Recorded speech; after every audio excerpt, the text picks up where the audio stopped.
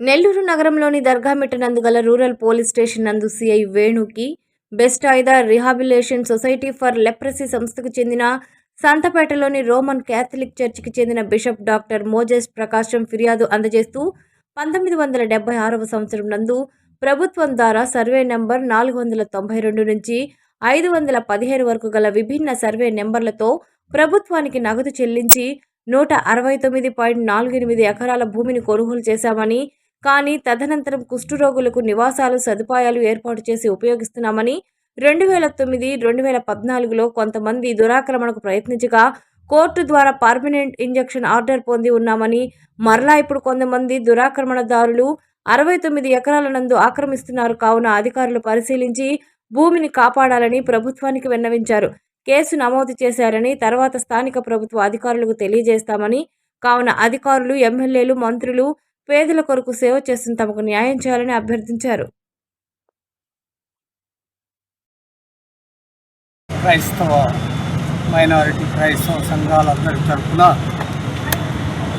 ఈరోజు మన గౌరవనీయులైన సిఐ వేణు గారికి మేము మెమరాండం సమర్పించడం జరిగింది.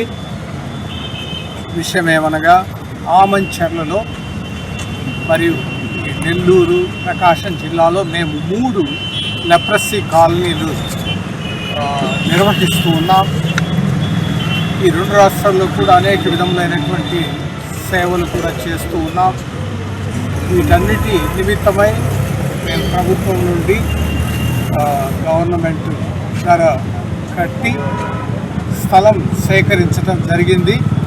ఆ విధంగా ఆమంచర్లో 100లో మరి మీడియా సభ్యులందరూ కూడా ఇస్తున్న సహకారానికి చాలా సంతోషం. అదేవిధంగా ప్రభుత్వ అధికారులు అయితేనేమి, ప్రభుత్వ నాయకులైతేనేమి స్పందించి ఈ విషయంలో మాకు అండగా నిలబడాలని, క్రైస్తవ మైనారిటీస్ ఆస్తుల పరిరక్షణకు తోడ్పడాలని మనసారా కోరుతూ ఉన్నాం, వినవిస్తూ ఉన్నాం. జై హింద్. అది కబ్జా చేసింది రౌడీ మొక్క అనేది ఎవరైనా తెలిసిందా? చేసిన వాళ్ళు ఉన్నారండి, జోసఫ్ గారు. కానీ కొంతమంది అసాంఘిక శక్తులు ఉన్నట్టుగా మాకు అనిపించింది. కాబట్టి మేము సావధానంగా వచ్చి చర్చలు చేసుకోండి, తర్వాత మీ డాక్యుమెంట్స్ తీసుకొని రెవెన్యూ డిపార్ట్మెంట్ దగ్గర రండి, ఇద్దరం ఎవరిదైతే వాళ్ళు తీసుకుందామని మేము చెప్పగలిగాం.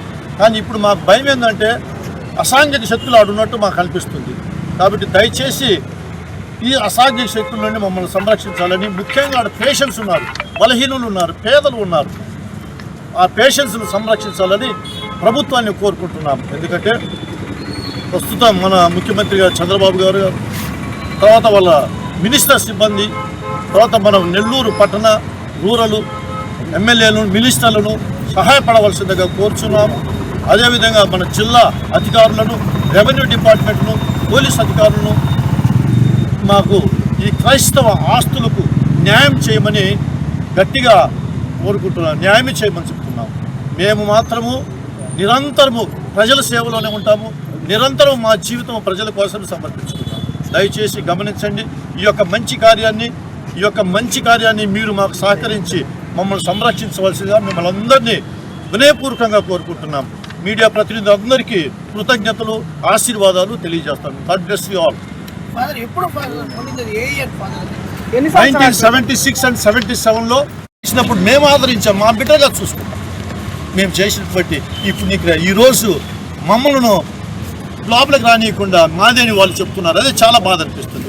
ప్రభుత్వం మాకు తప్పకుండా సహాయపడవలసింది కోరుచున్నాం. మేమా ఇది 1973లో యాక్ట్ ఒకటి వచ్చింది, land ceiling act. Land ceiling act నుంచి ప్రభుత్వానికి వాళ్ళు సరెండర్ చేశారు. కుగ్గాల శకుంతలమ్మ వాళ్ళ కుటుంబం ప్రభుత్వం చదివితే ప్రభుత్వం దగ్గర నుంచి మేము కొన్నాం. ఎందుకు కొన్నాం? వాళ్ళు ఏమని ఆక్రమిస్తున్నారంటే ఆడ 419 సర్వే నెంబర్ ఉంది, దాన్ని భిన్నాలు చేశారు. ఈ భిన్నాలు చేస్తే భిన్నాలు మాకు ఇచ్చారు. ఆ భిన్నాలు ఇప్పుడు ఆక్రమణ చేసేవాళ్ళు ఆ 419 పెట్టుకొని వాళ్ళు ప్రవేశిస్తున్నారు మాది అంటున్నారు. కానీ 419 715 ఎకరాలు ఉన్నాయి. 700 ఎకరాలు మేము ఈ యొక్క సంస్థ కోసం తీసుకున్నది 169 ఎకరాల 48 సెంట్లు చాలాసార్లు తీసుకెళ్ళాము. స్టార్ట్ సార్, చెప్పండి సార్. Okay continue. సార్, నా పేరు ఏ చంద్రశేఖర్ గుప్తా. 2005లో డయస్ ఆఫ్ నెల్లూరు సొసైటీకి ఒక న్యాయవాదిగా నేను ఎన్నుకున్నారు. అక్కడ ప్రతి సంవత్సరము అక్కడ ఏం ఇబ్బందులు జరిగినా మేము పరిష్కరించి కోర్టుకు రాకుండానే పరిష్కరిస్తూ సాల్వ్ చేశాము. తర్వాత 2007లో కొంతమంది రాజకీయ నాయకులు ఆ స్థలం మీద ఇబ్బంది పెడుతూ ఇంతవరకు మేము అక్కడున్న